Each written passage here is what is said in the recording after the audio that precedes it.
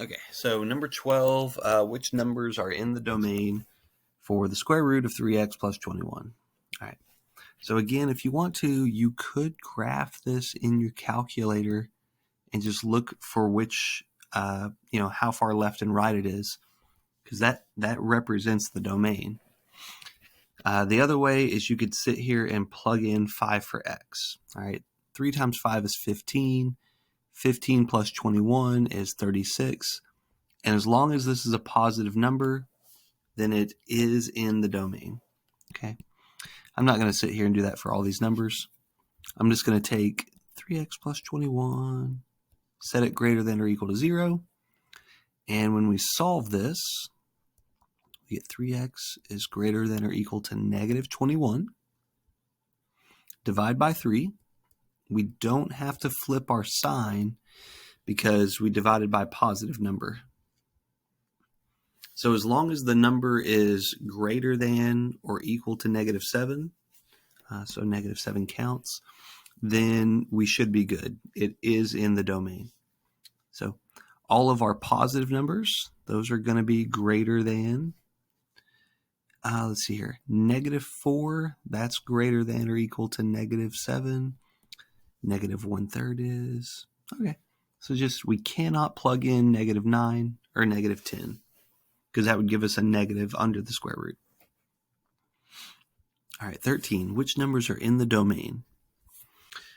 All right, so this one, let's do it first by just plugging in. I can plug in 0, because that would give me a 0 under the square root. Can I plug in 4?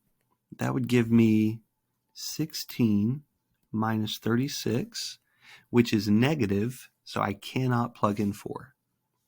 Can I plug in negative 3 for x? That would give me a 9 minus negative 27, which is positive. So yes, I can plug in negative 3.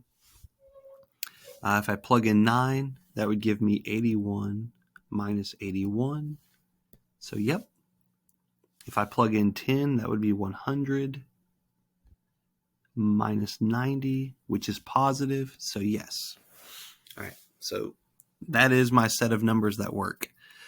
The other way to answer this question is to think about where x squared minus 9x is greater than or equal to 0.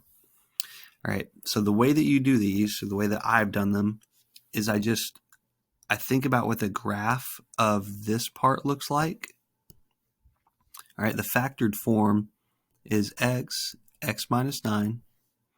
So it's going to cross the x-axis at 0, and it's going to cross, well, I don't know why I'm doing all that. It's going to cross at 9 as well. And so it's going to look like this.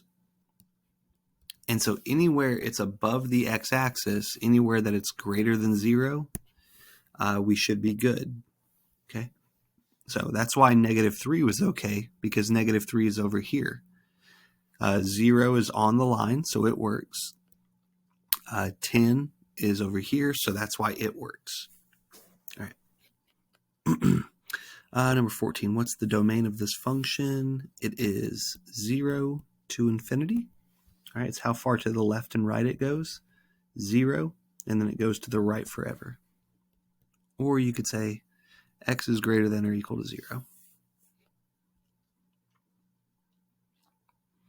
right, which set of numbers describes the domain for this? All right, it's not all real numbers, because you cannot plug in 0 for x. That'd give you a negative under the square root. Okay, this right here, this means all numbers between negative 4 and 4, which is not going to work because you cannot plug in 0, and that's between negative 4 and 4. Okay, it's going to be option B. All right, this means all numbers before negative 4 and all numbers greater than 4.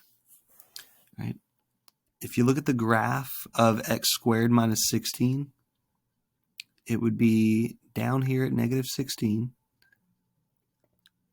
And the two places where it's going to cross is at 4 and negative 4. And so the places where it's above the x-axis are the places where it's positive, meaning you can take the square root of it. And that's only these values right there.